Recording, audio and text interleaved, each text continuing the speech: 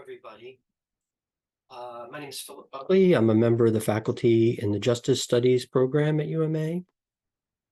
And this is just a short video related to the academic theme for the year, which is education and the public good. For my little video, I'm choosing to focus on higher education and the common good as opposed to education broadly. And also the subtopic or the subtitle of the presentation is Money Changes Everything. And that's the focus of this presentation, is that sort of relationship between funding for higher education and the pursuit of the public good via higher education. And I just want to start with a little bit of a discussion around something that we're all familiar with, the cost of college. And while there's some disputes and debates around exactly how much the cost of college has increased and why that is over the last 10, 20, 30, 40, 50 years, it seems pretty reasonable to conclude that the financial burden on individuals who are pursuing college has increased, at least somewhat. And so I just want to talk about that a little bit. So we definitely can all see within media and anecdotally this sort of national narrative around college costs increasing greatly, right? And so, it sort of can be summarized with the idea that college costs are through the roof. And there's lots of media coverage around the costs of college, the ever increasing costs, how much tuition is increased, and all these things. And this is certainly true, especially if we look at what's called the sticker prices, right? Thinking about the way in which cars have a sticker price and then they have the true price. In higher ed funding circles, this is talked about as sort of the true cost or the real cost. And so when we look at these tuition sticker prices, the ones that that are publicized, it's true that those have continued to go up substantially over the past few decades. There's no doubt about that. And however, if we, and this is particularly true at private nonprofit colleges. I'm setting aside the whole for-profit college world because it's just a different animal in so many ways. But when we look at the tuition sticker prices, particularly for private colleges, we see substantial increases over the past few decades. However, when we look more deeply and we look at the net price, as opposed to the sticker price, we can see that the price of attending college has risen, but much less than the published cost of tuition and fees, right? So much less than the sticker prices, particularly the tuition sticker prices.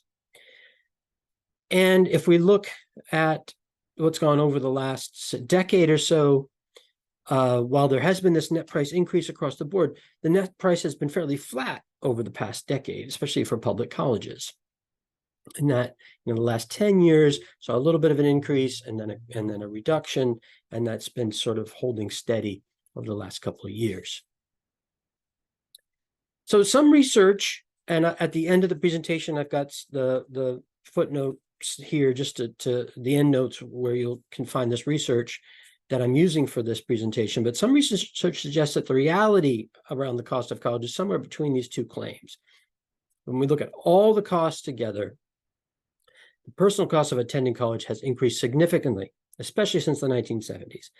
Now, again, the increase may not be as much as the national narrative and the media narrative suggest, but there's no doubt that the burden on individuals who are attending college has increased over the last 40 to 50 years.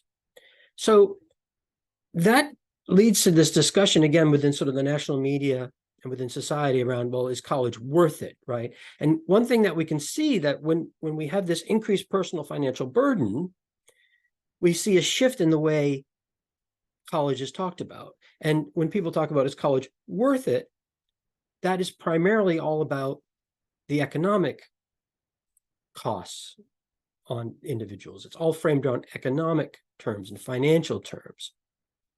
In the past, this conversation may have involved some issues around finances. It also may have involved sort of the time burden and the opportunity costs, right? So if somebody was going to college in 1965, they may be giving up the opportunity to have a job, and that job would pay a certain amount of money. And obviously, if they're going to college for 4 years or more, if they're part-time students, they're reducing their income, obviously, for those years. And so, but over the last couple of decades, this whole discussion gets framed very much in financial terms, right? So, am I going to make back my investment is the way in which this gets framed, right? And so when we look at the discussion in the media and also research that's done, everyone can agree that salaries are on average higher for college graduates. Of course, that's not true across the board. It's not true for everyone, right? But we're talking about averages. There's a significant income gap between college graduates, those with some college, high school graduates, and folks who have not graduated from high school. Each of those accomplishments, each of those milestones represents an increase in the average income. However, more recent research has looked at this in a deeper way, right? And when we look at the cost of attending college, so if we include the student loan debt costs, the contribution made by family, the income lost while in school, right, because of foregone employment, when we factor that all in, the financial benefit of earning a college degree is significantly reduced and is quite uneven. And really depends on the academic major. What are you studying? How much did it cost you? Particularly, how much debt did you take on?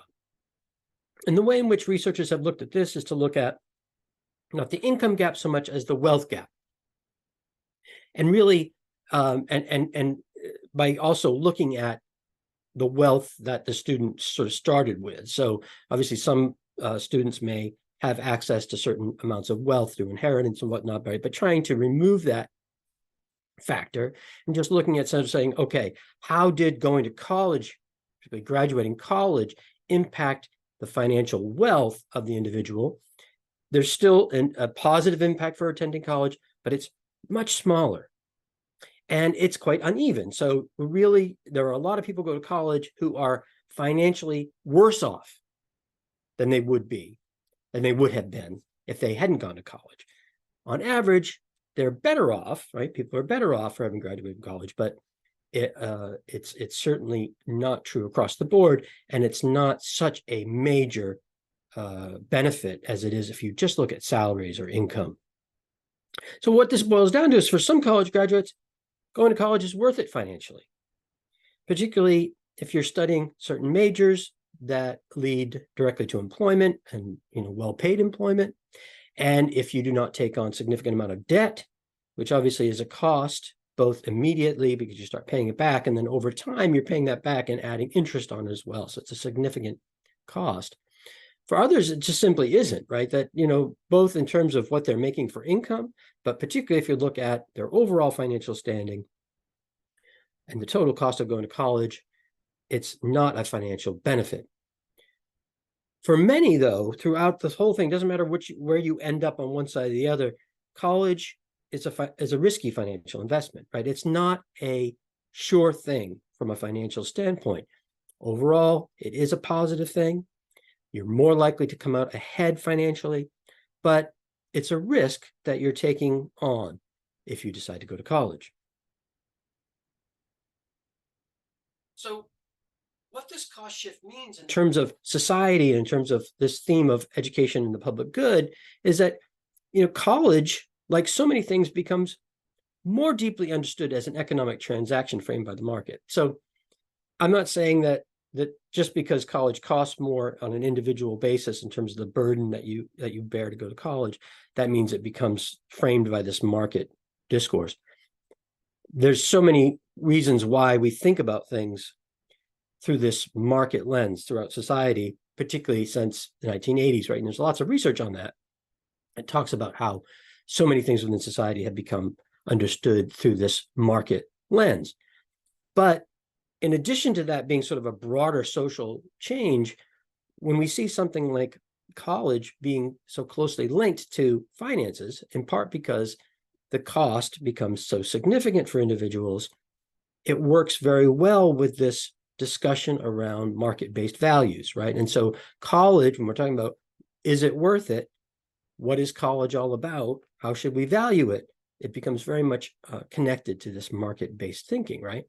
And so there are some direct implications, right? So low value majors suffer, right? So we see things cut like, liberal arts programs cut like that, cut back or eliminated, right? And we see that in the media, talked about in the media.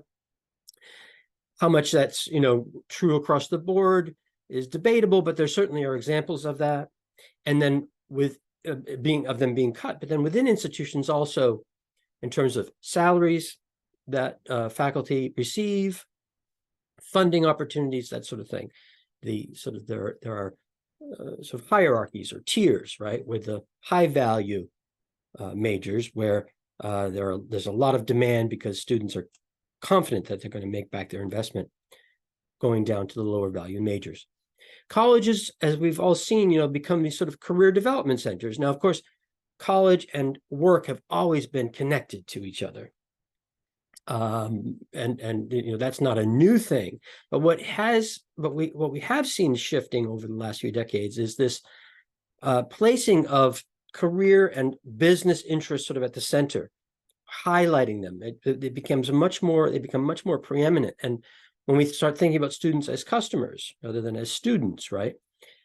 This is sort of a signal that college has changed in terms of the way we think about it. Particularly, it's changed again since the 1950s, 1960s, 1970s, right? We've seen this shift.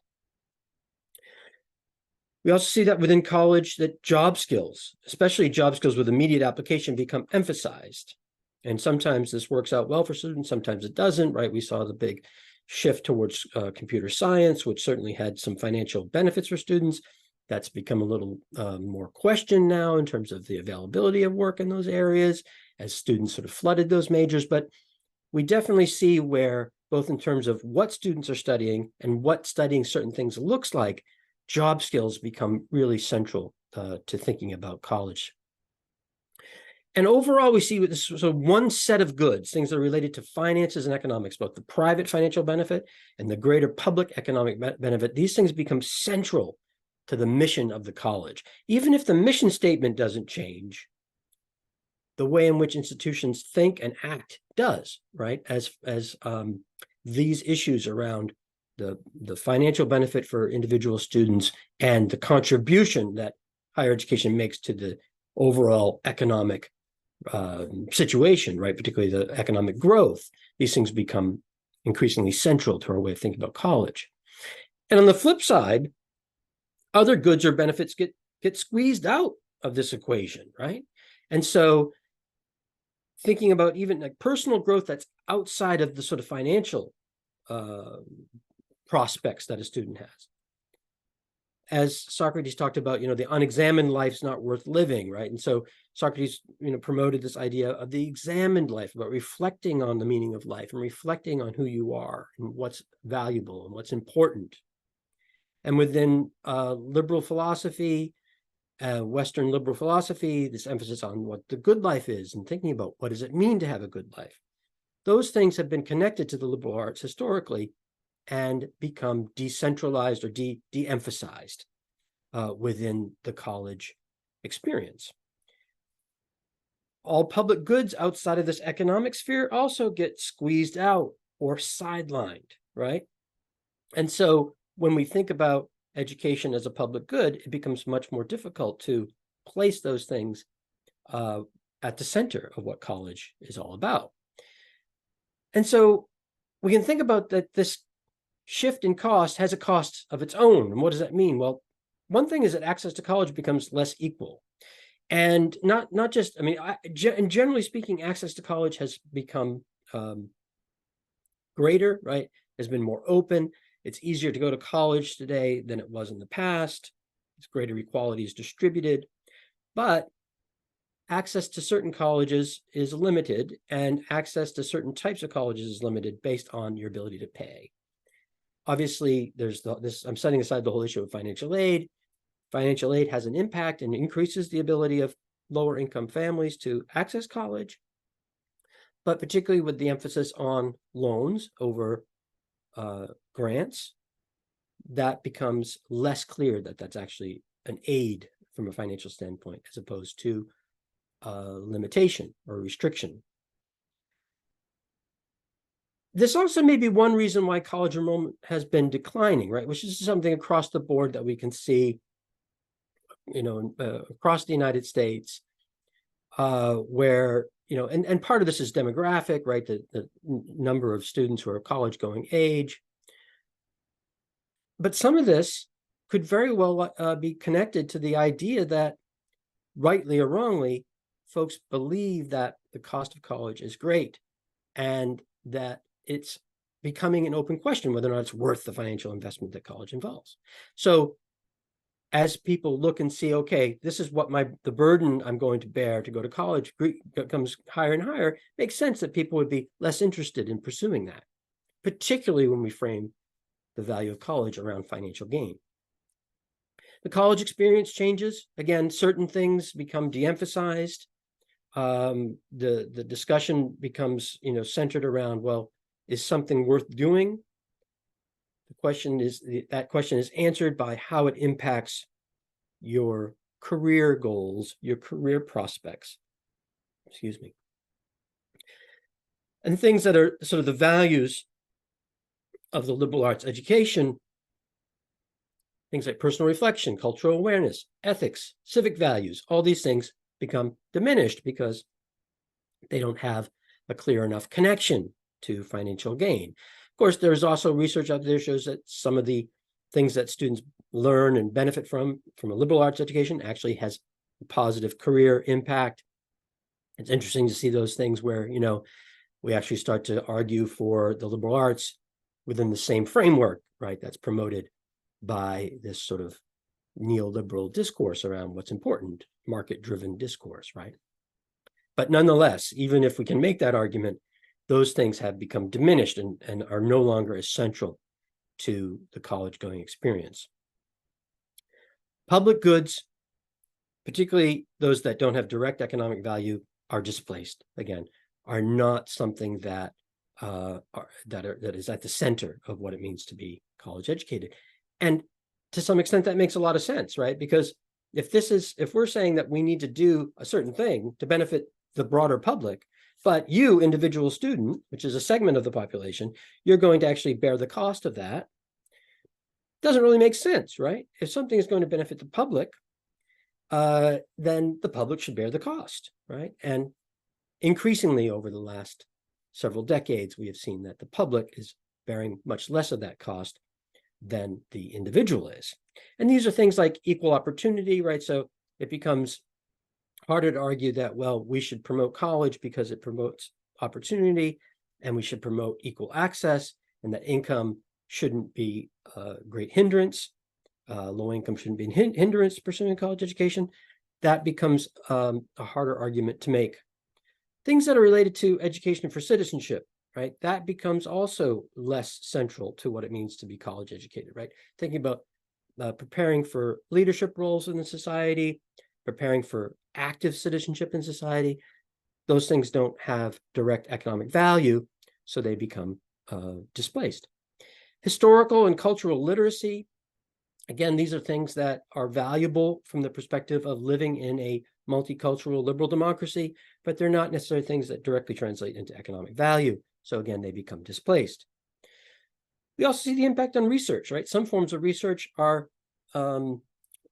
promoted because they have a more direct economic impact, be it on the university itself, on the community, or the broader social economic situation.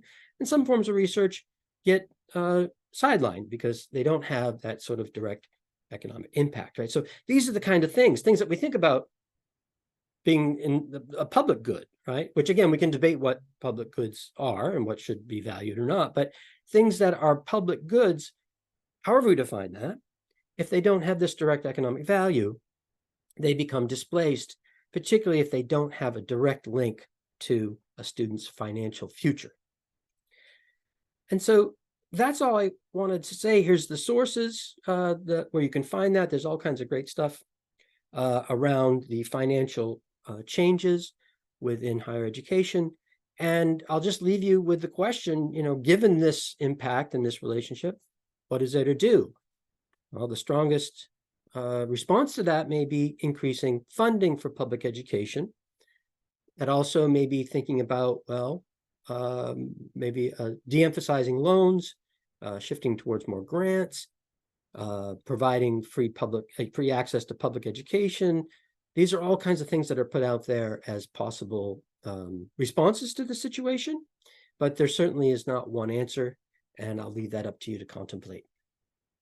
And that's it. Thank you very much.